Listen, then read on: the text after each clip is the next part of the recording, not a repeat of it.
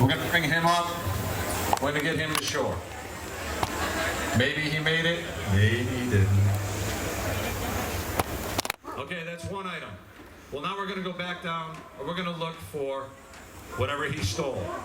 Okay, in this case, he stole a watch off the robbery victim. Now, small metallic items are harder to find. It's not like finding a car underwater.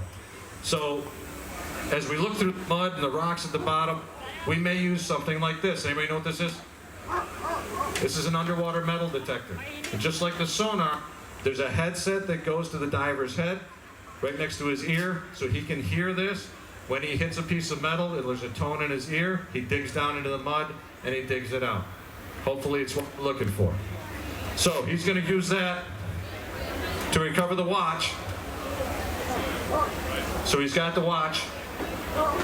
Now, that's a piece of evidence. So we're going to want to secure that before we take it up and hand it over to the ID tech, or the evidence technician. So we're going to put that in a plastic bag with the water that we found it in. Did we know why we put it in the water? Well, if there's any fingerprints on there, we're going to need that, so it preserves the evidence. The other reason is, if it's a piece of metal, what happens to metal when you take it out of the water? It rusts. So we're going to want to prevent that.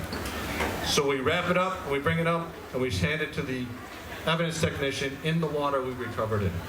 So now he's going to go back down, he's going to look for the gun.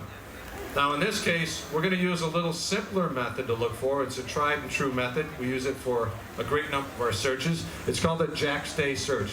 Now a jack-stay search is simply a line or a rope with a weight on either end. He's going to stretch this out along the bottom of the water, and he's going to use that line as a guide for his search. So he's going to swim along that line, keeping one hand on the rope, and sweeping his other hand back and forth along the bottom through the mud and the rocks, looking for whatever he's looking for. When he gets to the other end, he'll pick up that weight and he'll move it in one direction. Now, depending on how big the object is, will make a difference on how far he moves that weight. If it's a small item, he's not going to move it very far. And then he'll turn around and swim back in the same fashion. So he'll move the weights kind of like a crab crawl across the bottom until we find what we're looking for. So he's found the gun. Now, that's a weapon. That's also evidence. He's going to secure that the same way that he secured the watch, so that we have that as a piece of evidence. No, maybe not. Maybe not today. All right, so we got 3 items. What's the last item we're looking for? The car. We know where the car is. We just have to get it out.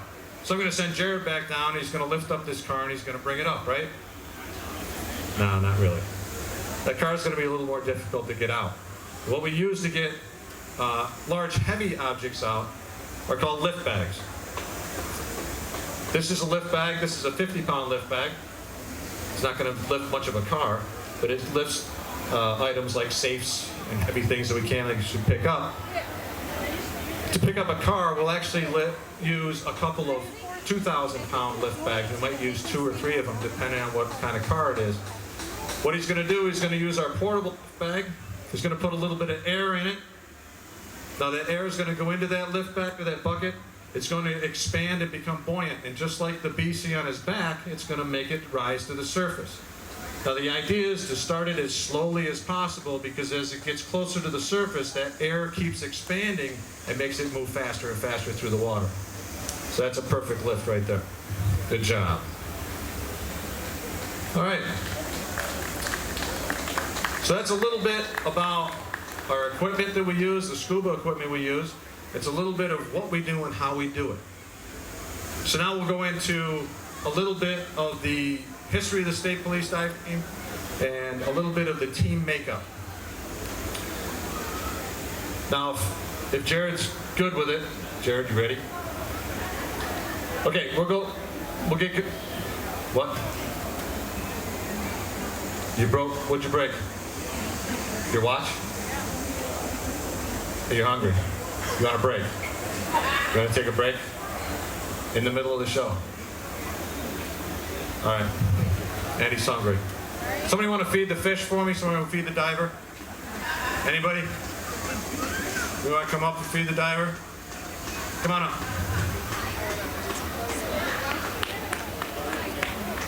Right under here. Turn around. What's your name? Wait a minute, stealing. Where are you from? Birchville. You enjoying your day at the fair here? Yep, Purdue. Yep, Purdue. Very excited. You play baseball or softball or anything? Well, with my grandpa, I just played miniature golf.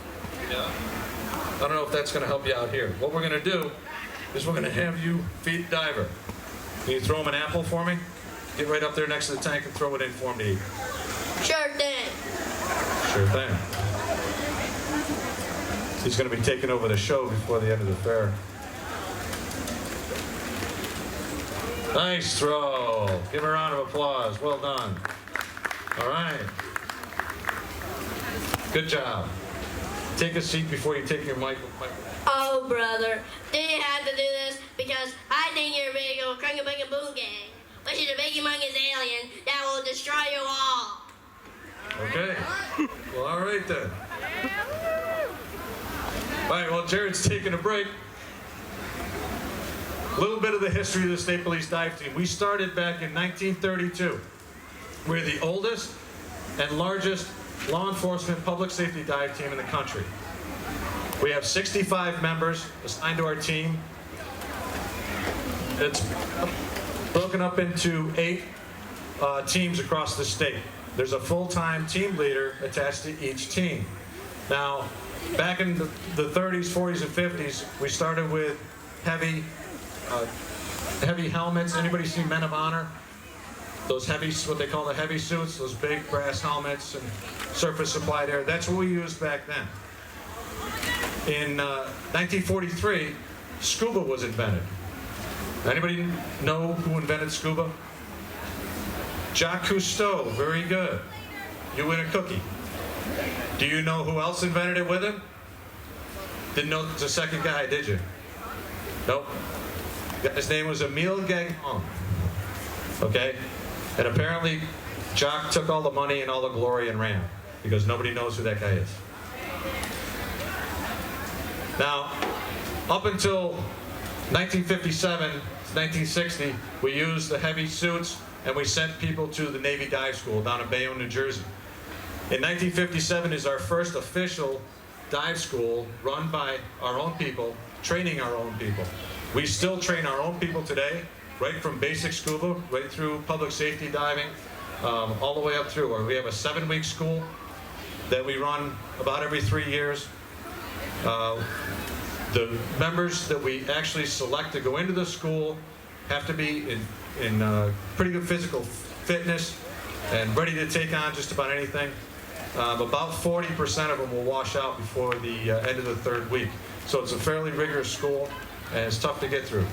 So, all right, we're going to move on from here. You ready? Let's go. Step it up. Last show of the day. So what we're going to do now, going to get into the little bit of the technology that's evolved in the last 20 or 30 years. Now, the other mask that we use is something similar to this. This is exactly what we use. This is the full face mask. This affords us a little bit more protection for things we run into. It also protects our face from the contaminated water because it keeps our entire face wet, unlike the mask he's using now. It also affords us the ability of underwater communications. So what we have set up is underwater wireless communications with the diver. So when Jared gets the mask on, we're going to test that out. We're going to talk to the diver.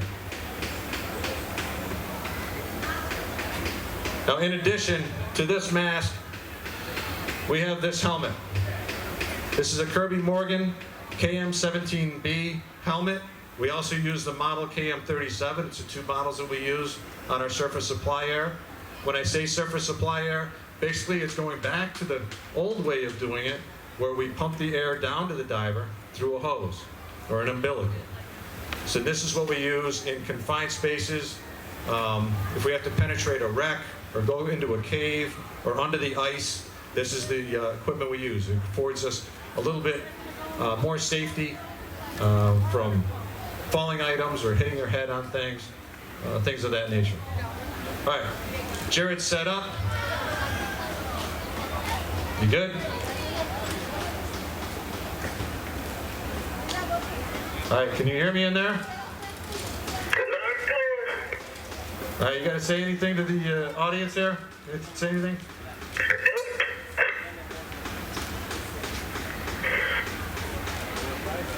Nothing at all? Nothing to say? The divers are men of few words. All right, in addition to some of this technology, we also use underwater sonar to locate targets, and that's simply side scan sonar. We tow a long torpedo, what we call the fish, behind the boat.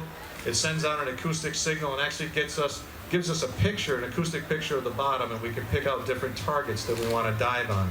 So we'll drop a marker buoy, drop a diver on it, find out what it is. Hopefully it's what we're looking for, and we'll bring it back to the surface. We also have ROVs, or remote operated vehicles. If it's in deep water, up to 500-600 feet, we can send this down to take a look at it and see if that's what we're looking for. So we have a little bit of technology on top of what the divers can do, and that's a little bit about what we do and how we do it. Does anybody have any questions? All right, if you think of any questions after we're done, we'll be around for a little while. Come on up, talk to us. We're willing to answer any questions. Anybody that wants to play a quick tic-tac-toe game against Jared, step on up. You can step right up onto the tank and play a game against him. Now, before you leave the area, please visit our Troopers Foundation booth at the end of the building and check out the interactive display right across from that. So stick around. Our last rappelling demonstration will take place at 6 p.m. Have a good day at the fair.